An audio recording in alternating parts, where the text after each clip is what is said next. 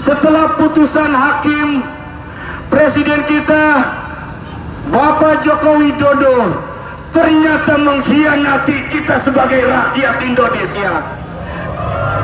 Dia menyampaikan bahwa Undang-Undang Omnibus Law tetap berlaku, diikuti oleh menterinya Bapak Erlangga, bahwa tidak ada satu pasal pun yang disampaikan di dalam putusan terkait tentang regulasi turunan Omnibus Law.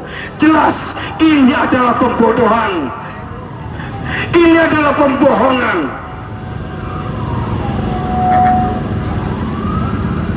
Sudah banyak kawan-kawan kita yang sekarang ini begitu mudahnya di PHK karena efisiensi. Sudah banyak dinas tenaga kerja selalu mendapatkan instruksi dari Kemenaker agar perjanjian kerja bersama itu harus memakai Omnibus Law. Begitu juga upah sebanyak sekali di daerah-daerah kita tidak naik. Maka dari itu, ya, hari ini kita meminta secara tegas dan hormat kepada anggota Dewan DPR RI untuk tidak membahas terkait Undang-Undang Omnibus Law. Jika tetap ada pembahasan, kami tidak akan lelah, kami tidak akan capek, kita akan terus melakukan aksi penolakan Omnibus Law karena jelas putusan Mahkamah Konstitusi yaitu inkonstitusional.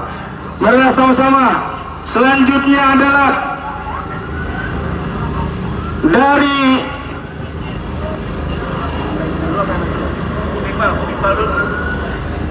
mari kita sambut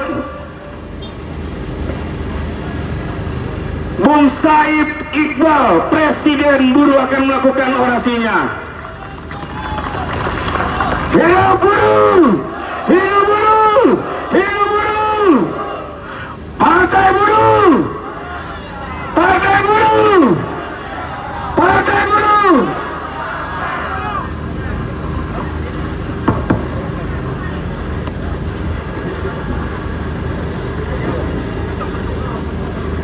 Bismillahirrahmanirrahim. Assalamualaikum warahmatullahi wabarakatuh. Salam sejahtera untuk kita semua.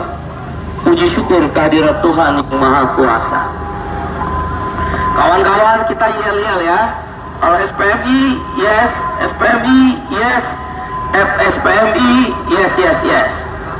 Kalau Partai Buruh, kelas pekerja, Partai Buruh, Negara Sejahtera, Partai Buruh, menang, menang, menang.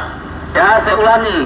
Partai Buruh, kelas pekerja, Partai Buruh, Negara Sejahtera, Partai Buruh, menang, menang, menang.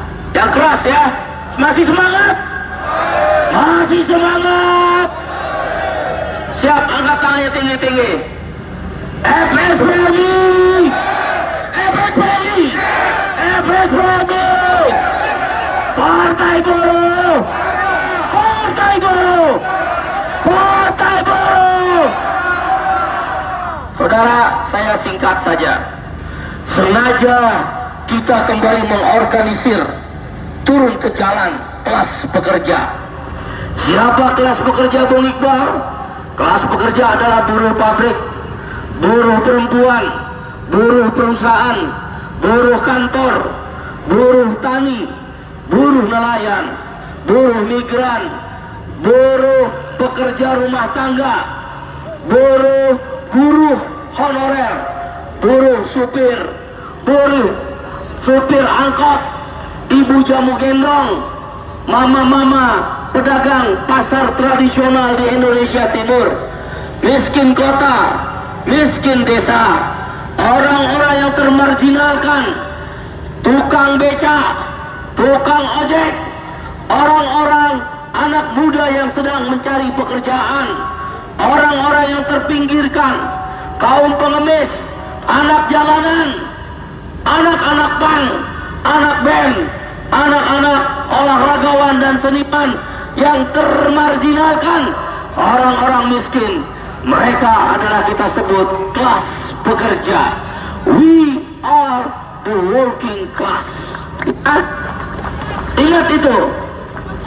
Kita mulai hari ini dan hari-hari ke depan, berjuang untuk orang-orang kecil itu. Kita atau kami, lebih tepatnya kami kelas pekerja, we are the working class, akan terus bergerak. Kita akan menentukan sikap dan kekuatan politik kita.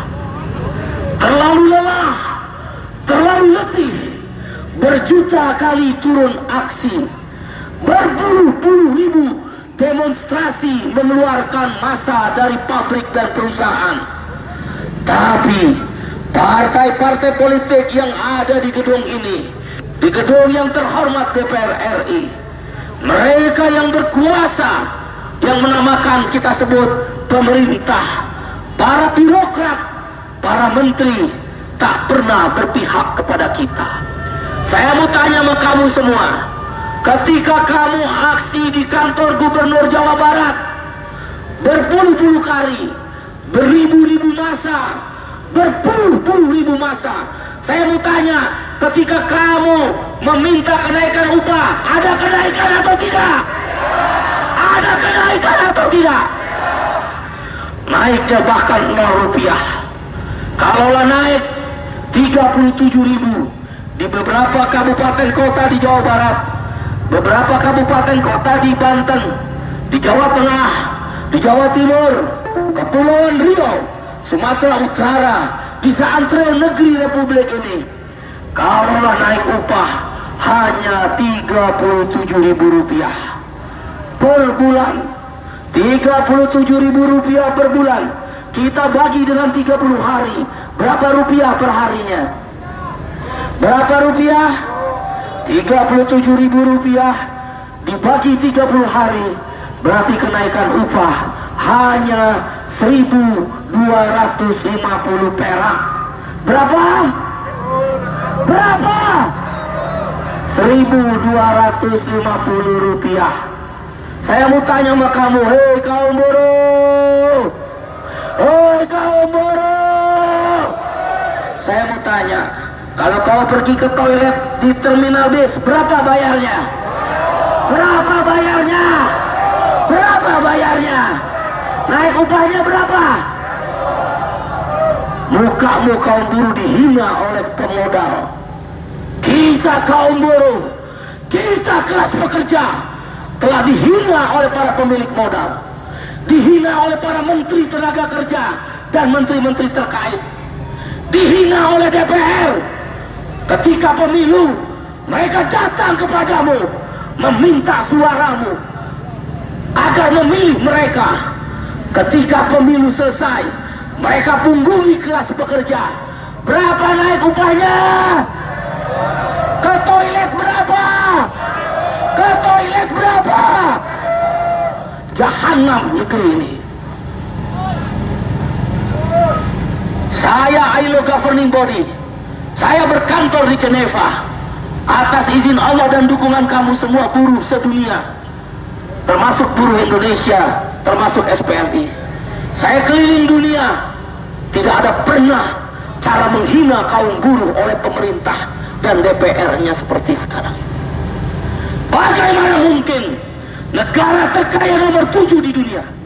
Kau tahu, Indonesia negara terkaya nomor 7 di dunia. Makanya Indonesia masuk yang disebut G20. G20 itu arti Government 20. Apa itu Government 20? Negara terkaya 20 di dunia.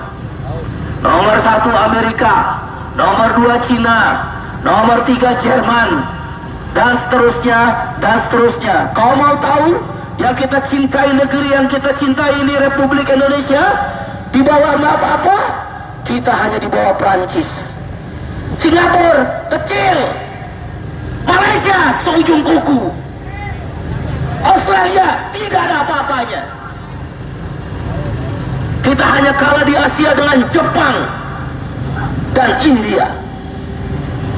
Ini negeri nomor kaya, nomor 7 sedunia.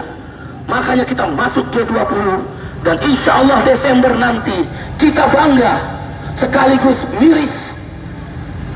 Desember 2022 Indonesia akan menjadi tuan rumah 20 negara terkaya di muka bumi ini, dan Indonesia nomor 7.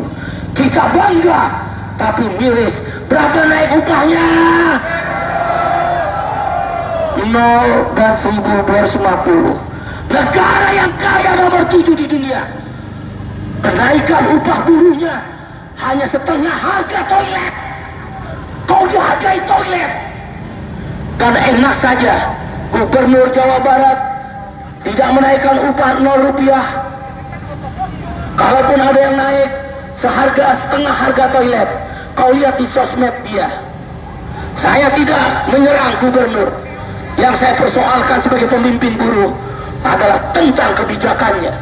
Dia masih bisa main motor besar, dia masih bisa naik motor, dia masih bisa main Twitter, padahal dia memberi upah di negara terkaya nomor 7 di dunia hanya 0 rupiah dan sebesar setengah harga toilet.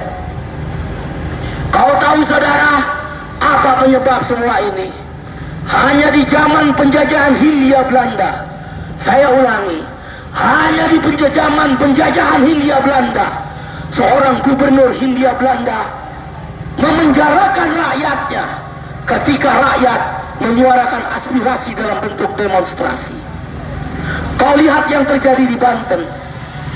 Kau lihat yang terjadi di Banten, saudara. Berpuluh-puluh kali aksi dijawab oleh gubernur Banten. Jangankan menaikkan upah, tapi penjara ganjaran yang diberikan oleh seorang gubernur. Ketika dia meminta dipilih suaramu, bermanis muka dan berjanji akan mensejahterakan rakyat, termasukkan kaum buruh. Ketika selesai pemilihan, penjara adalah bayaran untukmu, padahal kau sedang berjuang menuntut tentang kesejahteraan. Hanya di zaman Belanda, seorang gubernur memenjarakan rakyatnya yang sedang memperjuangkan hak-haknya. Kalaulah ada kesalahan, tak layak seorang gubernur mengganjar kesalahannya dengan penjara bagi para buruh yang berjuang kenaikan upah. Saya mau tanya, yang dari Tangerang, mana Tangerang? Naik gak upahnya? Naik gak upahnya? Kau lihat, bahkan penjara kau bayar, upahmu pun tetap tidak naik.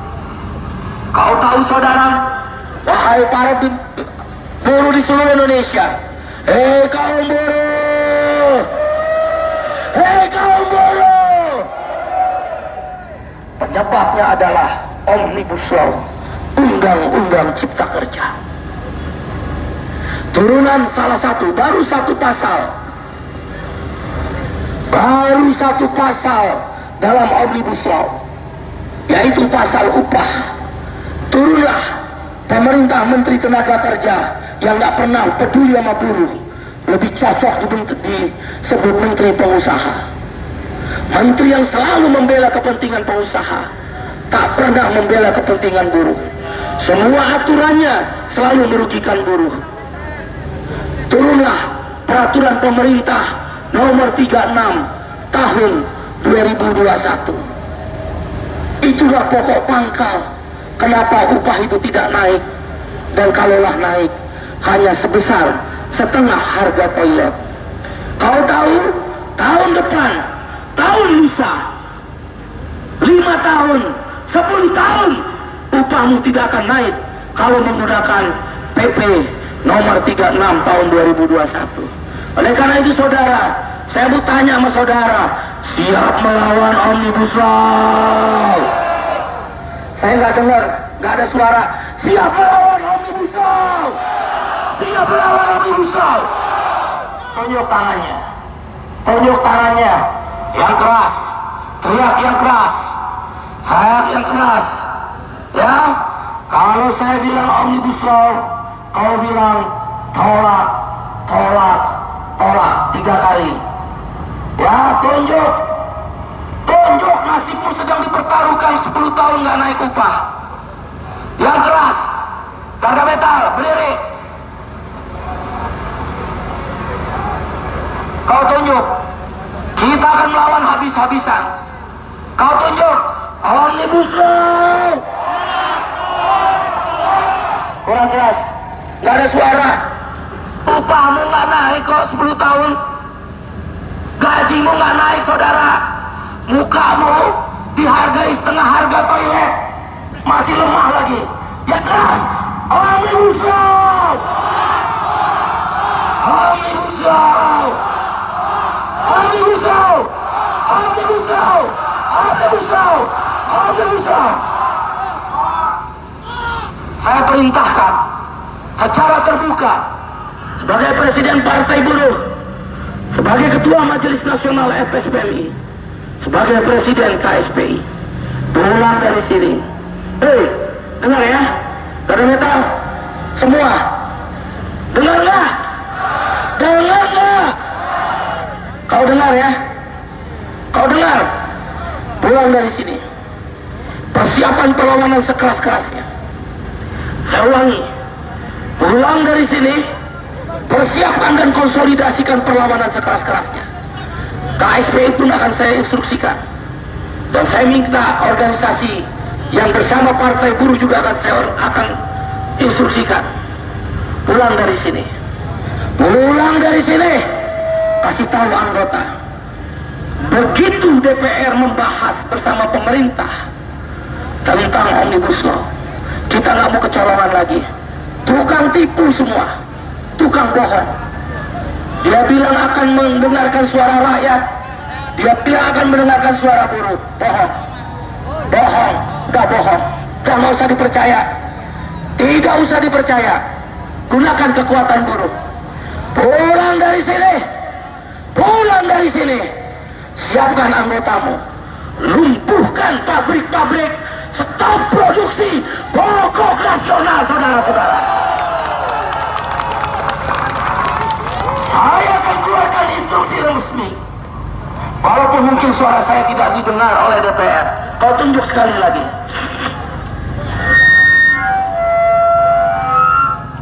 Walaupun di sini suara kita tidak didengar, tidak apa-apa. Suara orang-orang kecil memang tidak pernah didengar. Suara orang-orang tertindas memang tidak pernah didengar. Tapi ketika orang-orang kecil dan tertindas dia bergerak, adalah raksasa yang terbangun dari tidurnya. SPMI ada 1000, tunjuk. Hei, jangan main HP. Ngapain lo main HP, pulang aja. Yang main HP pulang aja kau. Kau tunjuk ke sana. Buat apa kau kesini tidak main, malahnya main HP? Kau sedang berjuang tentang nasibmu dan anak-anakmu. Kau duduk-duduk lagi. Hei, bangun, jangan duduk. Bangun, jangan duduk. Kau mau berjuang masih duduk-duduk. Kau tahu nasibmu 10 tahun digantang. Negara terkaya nomor 7 di dunia. 20 negara yang menguasai bumi, seantero bumi. Tapi upahnya tidak naik gara-gara Omnibus Law. Hei, kau tunjuk semua. Tunjuk. Tunjuk, jangan turun. Kalau kau letih, pulang, jangan berjuang.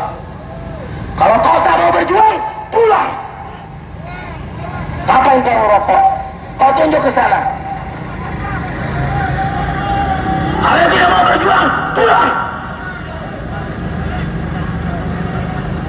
Saya instruksikan secara terbuka. 1 hari, saya ulangi, 1 hari saja DPR mulai membahas Omnibus Law. Saya ulangi, 1 hari saja DPR membahas Omnibus Law. Upahmu tidak naik, outsourcing dibebaskan seumur hidup. Anak-anak kita yang bersekolah tak punya masa depan karena masuk outsourcing bayar 3 juta, 4 juta, tapi gaji tidak naik. Kau dengar, sampaikan nanti pulang dari sini. SPMI ada 1257 pabrik di 30 provinsi. KSPI ada 5000 pabrik. KSPI ada 5000 pabrik. Kalau dikurangi dengan guru honor, anggota KSPI adalah 750.000. Ya, ada 5000 pabrik. Kau dengar ya, tunjuk ya, sambil kau bilang lawan, lawan, lawan. Ya, jangan berhenti lawan-lawan sebelum saya berhenti berbicara. Ayo, 1, 2, 3, lawan. Lawan, lawan, lawan, lawan, lawan, lawan. Terus, yang keras, yang keras, yang keras, yang keras, yang keras.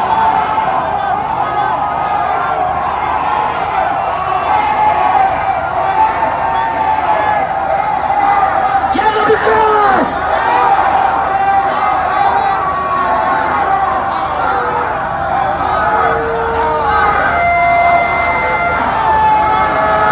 Saya ulangi saudara, kau camkan, saya keluarkan instruksi secara terbuka. 1 hari saja DPR dan pemerintah kembali membahas Omnibus Law. Saya instruksikan secara terbuka. Saya instruksikan secara terbuka. Lakukan pemogokan umum. Stop produksi. Lumpuhkan ekonomi pabrik-pabrik di seluruh Indonesia. Sudah cukup. Sudah cukup kita dimiskinkan dan dibohongi oleh para legislator kita. Datang bermanis muka ketika pemilu, menunggu setelah selesai pemilu, sibuk dengan urusannya saja, dengan kepentingannya saja. Saya mau tanya, siap mogok nasional? Saya nggak dengar suaranya. Siap mogok nasional, siap mogok nasional, siap mogok nasional. Siapkan. Kita nggak usah aksi-aksi kayak begini. Kasihan Pak Polisi, tugasnya jadi nambah-nambah. Pokoknya cara melawan kesewenang-wenangan kaum buruh di seluruh dunia adalah stop produksi, lumpuhkan ekonomi. Ratusan triliun pemodal-pemodal itu akan kehilangan uang. Mereka hanya takut uangnya hilang. Mereka nggak takut 10.000 pun kita datang ke DPR, nggak takut mereka. Kita yang panas, mereka enak di ruangan dingin. Tapi kalau kita stop produksi, lumpuh ekonomi mereka. Dan itu dibolehkan oleh undang-undang. KSPI, Partai Buruh, FSPMI akan mengeluarkan instruksi resmi. Kalau nggak usah takut, kami yang bertanggung jawab. Kami akan mengeluarkan instruksi, kau nggak usah takut. Takut apa takut? Takut apa enggak? Takut apa enggak? Cara melawan Omnibus Law hanya stop produksi. 5 hari mogok nasional. Siap 5 hari mogok nasional. Angkat tangan. Angkat tangan. Angkat tangan.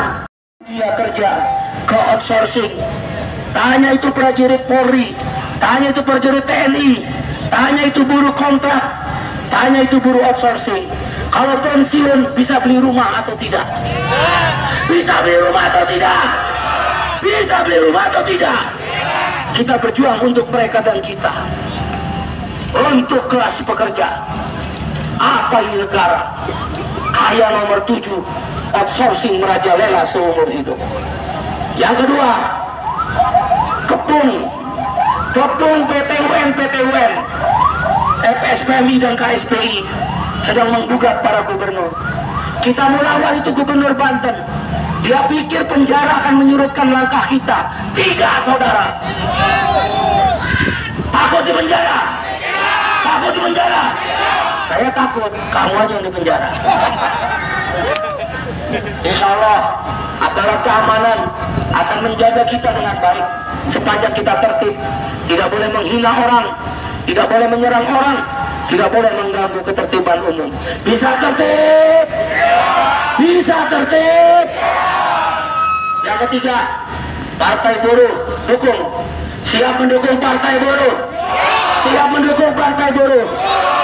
Saya kasih tahu ya, nih dengerin, kenapa kita kalah terus di DPR? Dengerin ya, karena tidak ada partai satupun di DPR. Andaikan Allah izinkan, andaikan Tuhan mentakdirkan, kelak di 2024 Partai Buruh ada di DPR, suara kita akan kita gaungkan.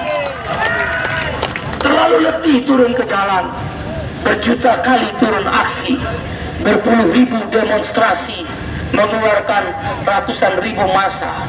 Tapi peka telinga, tuli telinga, peka kuping, bisu mulut, buta mata.